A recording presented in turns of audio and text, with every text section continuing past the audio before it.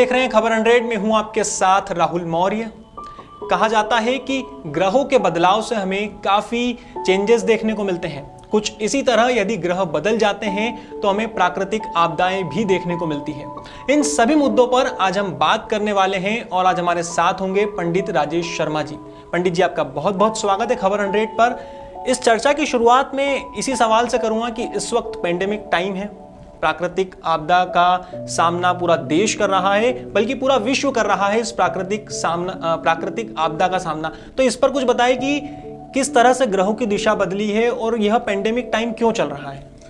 देखिए, हर हर महादेव। देखिए, ऐसा होता है, शनि जब जब मकर राशि में आते हैं, इस वर्ष वो 30 साल के बाद में आए हैं, जब जब वो मकर राशि में आते हैं और राहु अपनी राशि में होते हैं, तो इस प्रकार की महामारी पिछले कई सालों में हर 100 साल में आती रही है और आती रहेंगी।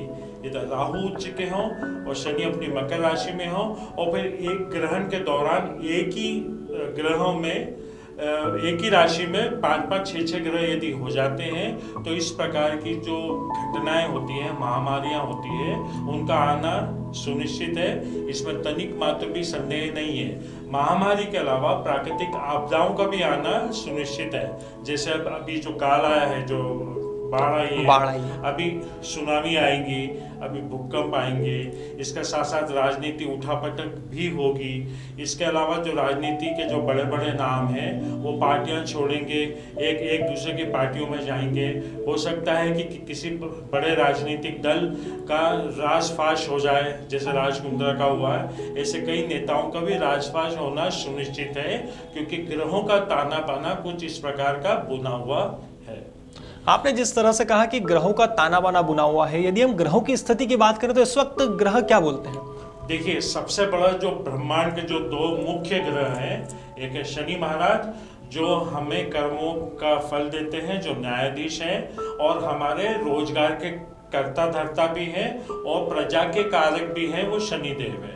इसके साथ साथ जो बृहस्पति देव हैं, जो दूसरे बड़े ग्रह हैं, वो हमारे घर गृहस्थी के कारक होते हैं, महिलाओं के कारक होते हैं, परिवार के कारक होते हैं और हमारे जो भी समाज है उसके कारक होते हैं। तो वो दोनों ग्रह अभी फिलहाल अस्त हैं और राहु अपनी उच्च राशि में विद्यमान है और जो ये दोनों ग्रह मुख्य ग्रह वो वक्री चल रहे हैं साथ में। तो वक्री जब ग्रह चलते हैं तो अराजकता की भी स्थिति निर्मित होती है और जो भी स्थितियां जो भी चल रही है, ये सब इस स्थिति के जो जिम्मेदार है, ये दोनों ग्रह ही मुख्य रूप से जिम्मेदार है। जैसा कि आपने कहा कि यह भी जिस तरह से राहु केतु काल चल रहा है, हर व्यक्ति प्राकृतिक आपदाओं का सामना कर रहा है और आपने कहा कि इसका ताना बाना भी चलता रहेगा, तो क्या ऐसा कह सकते हैं कि तीसरी लहर जो संभावित है वो आएगी ही?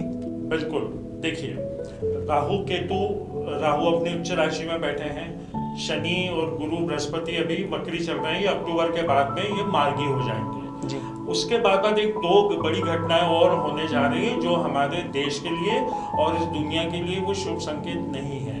सितंबर में जब जो सूर्य अपनी राशि हर एक माह में बदलते हैं, तो जो संधि काल होगा वो अमावस्या का आ रहा है, तो वो भी एक शुभ संकेत नहीं है। और सितंबर के महीने में जो बुध ग्रह है, जो राजकुमार है, जिसको नपुंसक ग्रह बोलते हैं, जो जिन्हें प्रिंस बोला जाता है, जो व्यापार के कारक है, धन के कारक है, बुद्धि के कारक है, वो भी वक्री हो जाएंगे। तो जब शास्त्रों में ऐसा लिखा है कि जब 3 बड़े ग्रह वक्री हो जाते हैं तो बड़े बड़े मुश्किलों आने के संकेत होते हैं, परेशानियों के संकेत होते हैं, बेहद राजनीति उठापटक होती है, प्राकृतिक आपदाएं आती हैं और यही वो काल होगा जब महामारी फिर से पैर धीरे धीरे शने पैर पसारने लगेगी। इसमें तनिक मात्र भी संदेह नहीं, क्योंकि मैंने पूर्व भी जो एपिसोड है तो दूसरे चैनल के माध्यम से मैंने 2019 में भी भविष्यवाणी की थी, जब भी महामारी नहीं आई थी, जब भी एक राशि में 6 ग्रह इकट्ठे हुए थे, अभी हमारे भी 5 ग्रह इकट्ठे हुए थे और ये 3 ग्रह जब वक्री जब चलेंगे तो स्थितियां जो है कुल मिला के अच्छी नहीं कही जा सकती हैं। ईश्वर कहे कि जो मैं भविष्यवाणी कर रहा हूँ, मेरे मुख से वचन निकल रहे हैं, वो सत्य साबित ना हो। पंडित जी, जिस तरह से आप भविष्यवाणी कर रहे हैं, हमारे दर्शकों को सचेत कर रहे हैं कि तीसरी लहर जो संभावित है वो आ सकती है, क्योंकि अभी ग्रहों में काफी ज्यादा फेरबदल चल रहा है। लेकिन हम बात करें, जिस तरह से आप हमारे दर्शकों को सचेत कर रहे हैं, तो किस दिशा से या कौन से शहर से, कौन से राज्य से तीसरी लहर तेजी से उत्पन्न होगी और पूरे वापस देश में फैलेगी? देखिए, अभी जो भी पहली लहर, दूसरी लहर आई है वो विदेशों के माध्यम से ही आई जी। हमें देखना होगा कि अभी जो विदेशों में कम से कम 111 जो देश हैं वहाँ पे इसका असर शुरू हो चुका है, नए वेरिएंट का असर शुरू हो चुका है। और हो सकता है कि कोई और वायरस का भी इस दौरान जन्म हो जाए, इसमें भी कोई अतिशयोक्ति नहीं होगी। और मैं ना तो आपको डरा रहा हूँ ना आपको धमका रहा हूँ, लेकिन जो ग्रहों का ताना बाना है, जो हमने शोध किया है, जो हमारा अनुभव है, उसके मद्देनजर रखते हुए ही मैं कह रहा हूँ ये जो बीमारी आ सकती है, नया वायरस आ सकता है, हो सकता है कि पानी के माध्यम से आए। और आप देख रहे होंगे, हम ये भी देख रहे हैं कि केरला जो है, मुंबई है, यहाँ से इसका असर धीरे धीरे शुरू हो चुका है। तो हो सकता है नया वायरस आ जाए या यही वायरस और प्रबल रूप में आ जाए, तो हमें थोड़ी सावधानी बरतनी होगी। और जो प्रोटोकॉल के जो नियम है प्रोटोकॉल के, वो हमें फॉलो करने होंगे। पंडित जी, जैसा कि आपने हमारे दर्शकों को कहा कि आप डरा नहीं रहे हैं बल्कि सचेत कर रहे हैं, तो क्यों ना आप हमारे दर्शकों को ये भी बताएं कि किस तरह से हम, जब तीसरी लहर आए तो कैसे हम अपने आप को उस लहर से बचा सकें? देखिए, सबसे पहला जो है, जो हमारे भारत सरकार की तरफ से जो टीकाकरण जो सब चल रहा है, हमें ये टीके दोनों लगाने होंगे। और जो भी प्रोटोकॉल जो भारत सरकार की तरफ से हमें जो समय समय पर जो दिशा निर्देश दिए जाते हैं, उसका हमें फॉलो करना ही होगा। डिस्टेंस फॉलो करना पड़ेगा, हमें मास्क लगाना पड़ेगा। और जो भी हमें इम्यूनिटी, सबसे पहले हमारी जो इम्यूनिटी है उस पर ध्यान देना पड़ेगा। तो मैं कुछ उपाय बताता हूँ आपके, जो इम्यूनिटी बढ़ाने के जो उपाय होते हैं, जो हमारे आयुर्वेदिक में भी लिखे हैं। जो तुलसी पत्र होते हैं वो सबसे शक्तिशाली हमारी इम्यूनिटी को बढ़ाने के लिए होते हैं। तो उसका सेवन बिल्कुल आप नियमित रूप से करिए। उसमें पारा होता है तो उसे निगलिए मत, उसे खाली पेट खाइए। फिर उसके बाद में जो काली मिर्च होती है, लौंग होते हैं, दालचीनी होती है, इसका काढ़ा बना के पीजिए। विटामिन सी हमारा मजबूत करिए, खट्टे फल खाकर हम विटामिन सी को मजबूत कर सकते हैं। और इसके अलावा हमें फाइबर खाना चाहिए। फाइबर खाने से इम्यूनिटी हमारी बहुत ज़बरदस्त मजबूत होती है। तो हमें कोशिश करना चाहिए कि जितने भी फाइबर में फ्रूट्स होते हैं, अनाजों में फाइबर होता है, मक्का है, ज्वार है, बाजरा है, गेहूं के साथ इसका मिला के यदि सेवन किया जाए, अंकुरित अनाज खाया जाए, तो बहुत असरकारक होगा, बहुत फायदेमंद होगा, हमारी इम्यूनिटी बहुत अच्छी होगी। और हमें सकारात्मक सोचना होगा, हमें नकारात्मक नहीं सोचना होगा। हमें हमेशा पॉजिटिव सोचना पड़ेगा, हमें उत्साहपूर्वक जीना होगा। और हमें इससे बीमारी से भी डरने चमकने की कतई आवश्यकता नहीं है। हमारी सोच पॉजिटिव रखनी पड़ेगी। और हमारे ईष्ट से हमारा कनेक्शन, क्योंकि महामृत्युंजय मंत्र वो मंत्र है, भोलेनाथ का मंत्र है, सावन का सुंदर समय है।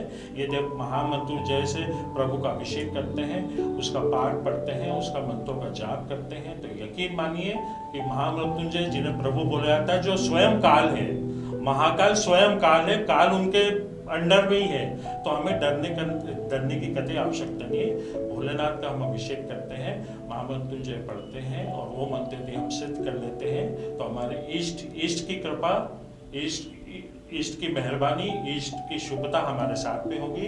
हमें इम्यूनिटी को बढ़ाना है। यदि हमने टीका नहीं लगाया है तो वो लगा दीजिए। और जो भी प्रोटोकॉल सरकार की तरफ से समय समय पर दिए जाते हैं, यदि हम उसका पालन करेंगे तो यकीनन हम इस महामारी से, बीमारी से बच सकते हैं। पंडित जी, देखने में आया था कि पहली लहर से ज़्यादा दूसरी लहर काफ़ी खतरनाक थी, काफ़ी घातक साबित हुई थी। तो ऐसे में जिस तरह आप तीसरी लहर की भविष्यवाणी कर रहे हैं, तो ये जो लहर आने वाली है, क्या पहली और दूसरी लहर से घातक होगी?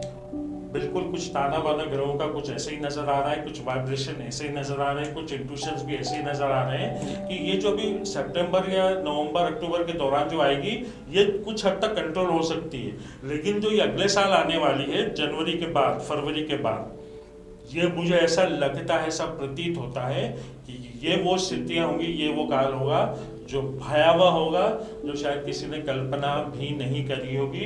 इतना इसका व्यापक असर हो सकता है।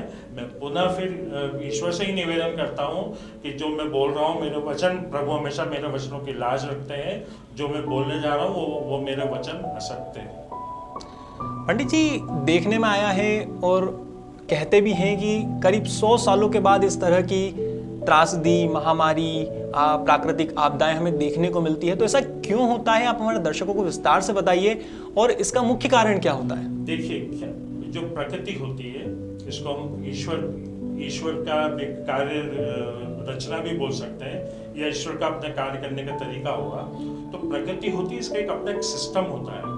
प्रकृति ये हमें समय समय पर हर 100 साल में ये आगाह करती है, ये संदेश देती है और वो जता देती है कि सब कुछ हूँ मैं हूँ। मनुष्य जो जाति है वो जर्रा है, इसलिए हमें अहम गुरु और रुतबे में नहीं रहना चाहिए, हमें इंसान बनकर रहना चाहिए। और चूंकि हम ईश्वर की सर्वश्रेष्ठ रचना है, तो जितने भी जीव जंतु हैं, जितने भी जानवर हैं, हमें इनका ध्यान रखना चाहिए, हमें इनकी सेवा शुश्रूषा करना चाहिए, हमें माता पिता का ध्यान रखना चाहिए, अपने घर परिवार का ध्यान रखना चाहिए, दान पुण्य करना चाहिए, और जो हमारे धर्म में जो भी चीज़ें लिखी है उसके हिसाब से हमें चलना चाहिए। प्रकृति ये जो आपदाएं देती है माफ करिएगा, जो ये महामारी देती है, ये वही संकेत है, ये ऑडिट करती है प्रकृति। जैसे हम ऑडिट करते हैं तो फिल्ट्रेशन करती है, वो ऑडिट करती है, और वो संदेश यही देना चाहती है कि आप संतुलन बना के रखिए, प्रकृति में भरोसा रखिए, और आप जो है यहाँ पर एक मेहमान है, आप मालिक नहीं है। प्रकृति का यही संदेश होता है। इसलिए हमें जो प्रकृति संदेश दे रही है और जो हमारे शास्त्रों में लिखा है, क्योंकि लगभग जितने भी शास्त्र है उसमें ऐसी महामारी का उल्लेख किया गया है, और हर साल में ऐसी, हर 100 सालों में ऐसी महामारी आती रही है और हमेशा आती ही रहेगी। वो उसमें ऑडिट होता रहेगा, प्रकृति अपना संदेश देती रहेगी और हमारा ऑडिट करती रहेगी।